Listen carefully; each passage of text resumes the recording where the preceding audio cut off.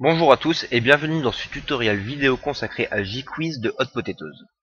Alors tout d'abord, le module JQuiz permet de réaliser trois types d'exercices. Donc le QCM, c'est-à-dire un questionnaire à choix multiples. Le quiz, donc c'est un test à réponse courte, c'est-à-dire que l'apprenant va devoir taper sur son clavier pour répondre à la question. Donc le module hybride, c'est-à-dire que c'est une combinaison des deux.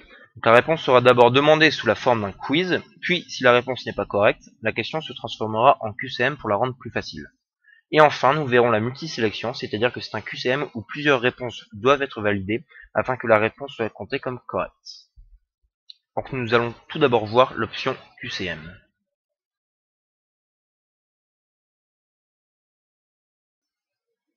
Alors, l'option QCM. Comme dit précédemment, l'option QCM permet de créer des questionnaires à choix multiples. Nous allons voir ensemble comment créer ce type d'exercice. Tout d'abord, vous ouvrez Hot Potatoes, puis cliquez sur le module JQuiz. Une fenêtre va apparaître. Dans cette fenêtre, il y a un volet déroulant situé en haut à droite, permettant de choisir une des quatre options. Donc comme nous allons créer un QCM, vous devez cliquer donc sur QCM. Ensuite, il y a le titre. Donc, dans le titre, vous mettez un peu ce que vous voulez. Ici, j'ai mis exemple, mais vous pouvez très bien écrire exercice moteur ou exercice orthographe. Ensuite, il y a le numéro de la question et un cadre dédié à l'intitulé de la question. Donc pour le numéro de la question, par défaut il est à 1, mais vous pouvez l'incrémenter grâce aux petites flèches situées sur le côté. Cette petite flèche va permettre d'ajouter une question dans votre QCM. Il y a ensuite le cadre dédié à l'intitulé de la question, où vous devez tout simplement écrire votre question. Ensuite, il y a les réponses et les commentaires. Donc dans les réponses, vous devez écrire au minimum 2 réponses, dont une est fausse. C'est-à-dire que par exemple ici, j'ai mis 3 réponses, et deux sont fausses. Donc en quelle année sommes-nous? Nous sommes en 2014, donc mes réponses fausses sont 2013 et 2015. Et à chaque réponse doit être associé un commentaire permettant à l'apprenant d'être guidé vers la bonne réponse. Par exemple, pour 2013, j'ai écrit vous êtes en retard. Et pour 2015, vous êtes en avance. Alors, pour que le logiciel sache quelle réponse est bonne, vous devez, sur la ligne de la bonne réponse, aller cocher réponse acceptée. En faisant cela, vous vous rendez compte que le chiffre passe à 100% correct. Voilà. Donc vous enregistrez ensuite votre QCM, donc grâce à la petite disquette, permettant ensuite d'aller modifier le QCM, excusez-moi, puis vous créez votre page HTML. Donc vous faites enregistrer, voir dans mon navigateur, et votre navigateur s'ouvre avec votre QCM. Donc ça c'est ma première question. Si je décide, excusez-moi, si je décide de rajouter une deuxième question, donc en cliquant sur cette petite flèche, quel jour sommes-nous? Dimanche, lundi, mardi. Nous sommes lundi, donc j'ai bien été coché réponse acceptée. Nous pouvons voir qu'en faisant montrer toutes les questions, les deux questions vont être affichées. Par exemple, si je clique sur 2014, il me dit bravo. Et si j'écris sur 2015, il me dit correct. Sur lundi, pardon, pas 2015. Excusez-moi.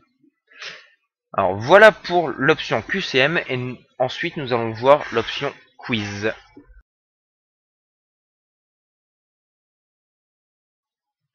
L'option quiz permet de créer un exercice à réponse courte, c'est-à-dire que l'apprenant va devoir taper la réponse au clavier. Alors tout d'abord, comme lors de la création d'un exercice de type QCM, il vous faut rentrer un titre. Ici, exemple. Ensuite, la question. Donc j'ai repris la première question, donc en quelle année sommes-nous, puis les réponses, puis les commentaires. Alors, il convient de choisir des questions relativement fermées pour que cette tâche ne soit pas trop fastidieuse. Essayez de prévoir les réponses que pourraient proposer vos apprenants. Pour une date, par exemple, ils peuvent répondre en écrivant la date en toutes lettres ou en utilisant des chiffres. Il conviendra donc de saisir ces deux possibilités de réponse. Contrairement à l'option QCM, il n'y a pas de fausse réponse. Seules les bonnes réponses doivent être saisies. Donc, pour la question en quelle année sommes-nous? Nous sommes toujours en 2014. L'apprenant pourrait écrire 2014 en chiffres, 2014 avec des tirets et 2014 en lettres mais sans tiret cette fois. Donc, il faut faire attention de cocher les trois réponses possibles. Voilà. Donc ensuite, vous pouvez enregistrer votre exercice, puis créer la page HTML toujours avec le même code.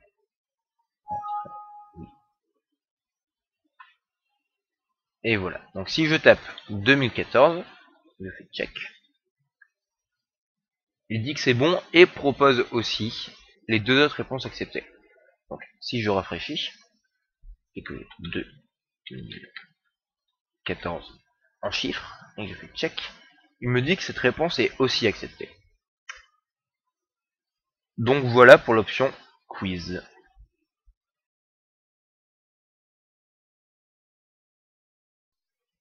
L'option hybride. L'option hybride combine le type de question quiz, question à réponse courte, avec le type de question QCM. L'exercice se présente tout d'abord sous la forme d'un quiz, puis si après un certain nombre d'essais, 2 par défaut, l'apprenant n'est toujours pas capable de saisir la réponse au clavier, la même question lui est présentée sous forme de QCM. Alors étant donné que l'option hybride et l'option QCM se ressemblent, je ne vais pas détailler la création d'un exercice de type hybride. Je vais juste vous parler de comment y accéder, c'est-à-dire que grâce au volet roulant vu lors de l'option QCM située en haut à droite, vous choisissez hybride au lieu de QCM, et vous arrivez donc dans la fenêtre pour la création d'un exercice de type hybride. Alors la seule option qui diffère du QCM, c'est la case inclure dans le QCM. Donc étant donné que la réponse commence d'abord par un quiz et se finit en QCM, il est possible d'exclure une des questions lors de la transformation en QCM pour faciliter encore plus la question. Donc c'est le seul changement par rapport à l'option QCM. Donc nous allons voir ensuite l'option multisélection.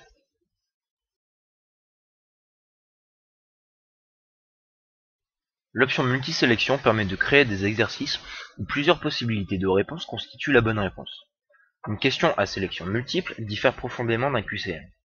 Dans un QCM traditionnel, l'apprenant doit choisir une seule bonne réponse, bien que plusieurs réponses puissent être correctes. À l'opposé, les questions en sélection multiple demandent à l'apprenant d'effectuer un choix pour chacune des possibilités de réponse. Alors, étant donné que la création d'un exercice se fait selon le même principe que dans l'option QCM, je ne détaillerai pas la création d'un exercice multisélection. Cependant, il faut faire attention à une chose. Lors de ma création de la question, puis de mes réponses, si je veux que l'apprenant choisisse les deux premières réponses par exemple, je dois faire absolument attention à bien cocher doit être sélectionné pour les deux réponses.